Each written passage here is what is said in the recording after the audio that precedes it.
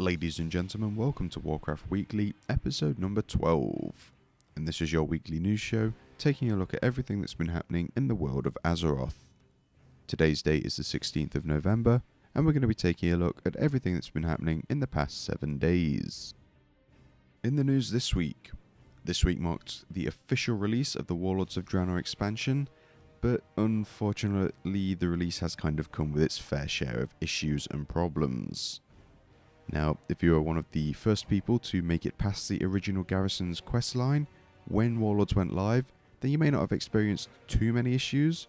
but if however you were a bit late to the party like I was, then you more than likely got hit by the server issues that Blizzard had been having for the first few days and were unable to progress through Frostfire Ridge or even play the expansion at all to a certain extent.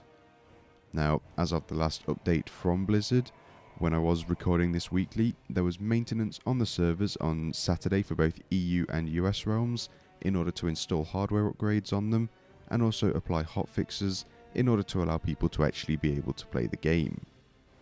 After these changes on Saturday morning, for the EU realm Kazakh at least, which is a very high population realm that we play on, there were next to no issues after the servers did come back online after the maintenance, so it seems that the changes they have made seem to be doing the trick. Now, for those of you that are experiencing long queue times in order to get into your server, this is because of a change that was made to the population caps on the realms in order to try and increase their stability. Some realms are slowly having their population caps increased in order to see how they run, and I assume that eventually all servers are going to have their caps raised again so that a larger number of people can get on and queue times eventually go back down. Now, because of these issues, there have been a range of hotfixes that have been applied over the past few days in order to improve stability and also fix any general issues with the expansion. And you'll probably find that over the next few days or maybe even weeks, there may be rolling restarts on the realms in order to apply some bigger hotfixes that are going to be there to try and improve stability and also bring the games to a kind of decent point where we're not going to be lagging at all or there's no kind of performance issues. On the bright side, however, if you have been able to get into the game and play the Warlords of Draenor expansion, then we do hope that everyone is having a great time and enjoying it as much as we are. Please do let us know in the comments section below on what leveling parts you're enjoying the most in Draenor, or if you've hit level 100, what part of the game post-leveling you're enjoying and what you plan on doing next. This week we had an official schedule released for the Highmaul raid, and although we already did have a rough idea of how the raids were going to be released, we do now have a blue post which gives us the exact dates of what's going to be opening up and when. So on the 3rd of December, Highmaul is going to open on both normal and heroic flexible difficulties. On the 10th of December, Mythic will open up, and the first wing of Raid Finder is also going to open up, and this will include the bosses Kargath, the Butcher, and Brackenspore. On the 17th of December, the second wing of Raid Finder will open up, and this will allow you to take on Tectus, the Twin Ogron, and Korag. And finally, on the 7th of January, which is quite a big stretch from the 17th of December, but you know, Christmas and holidays and whatnot, the final wing of Highmaul is going to open on Raid Finder, and this will give players access to the final boss, who goes by the name of Imperator Mot Gok. In order to celebrate the 10th anniversary of Warcraft, Blizzard are going to be hosting events in 3 major cities across Europe, and these 3 cities are Paris, London and Berlin. Now we've had details on the London event, which we will hopefully be attending, and it's being held at a venue called the Banking Hall. The event is next weekend on the 22nd of November, and it is free to attend. However, in order to guarantee that you can actually get into the event, you're going to need to be registered for a ticket, which will get you into the priority line. Whereas if you don't have a ticket and show up, you'll have to queue and wait, and there is no guarantee that you will actually be able to get into the event. Registration for tickets opens up on Monday the 17th of November at 1 PM UK time, so that's GMT, and links for registration will be posted on all of Warcraft's social media channels such as Facebook and Twitter.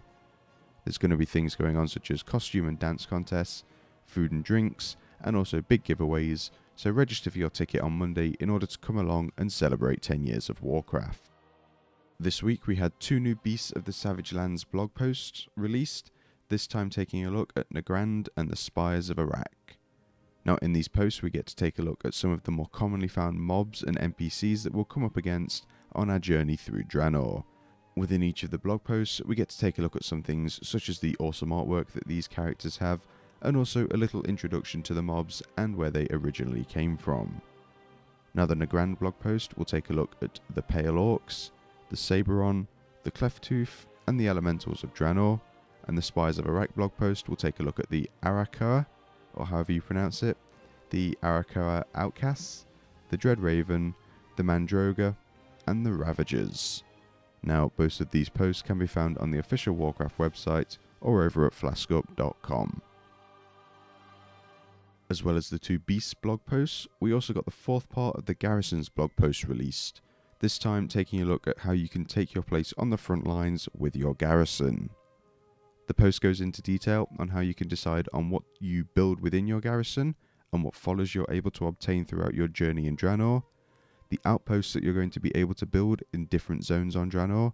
where you can build them, and also the benefits that you will gain from using these outposts,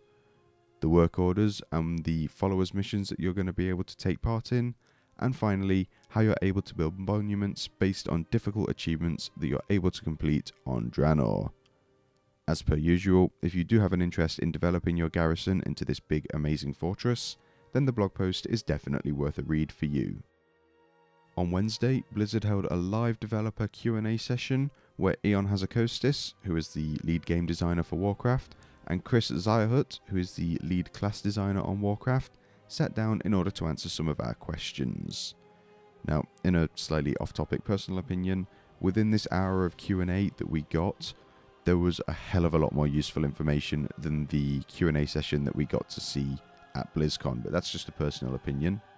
And the Q&A session covered a wide range of topics ranging from PvP to legendary items to changes that have been made to classes for Warlords.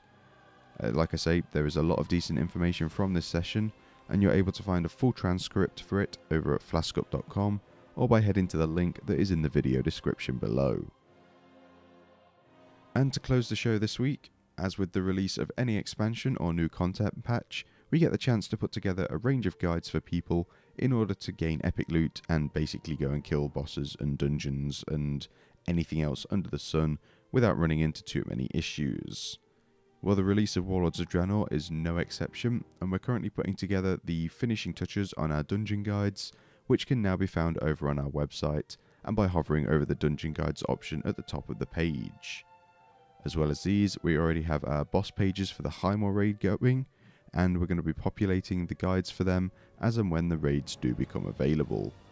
So if you want to keep up to date with all of our guides, we are going to be releasing video guides for every dungeon and also every raid boss that is released. So if you want to check them out, feel free to subscribe to the channel or head on over to flaskup.com. So that's going to do it for this week's weekly news. As always, thank you for listening, and we'll see you next Sunday.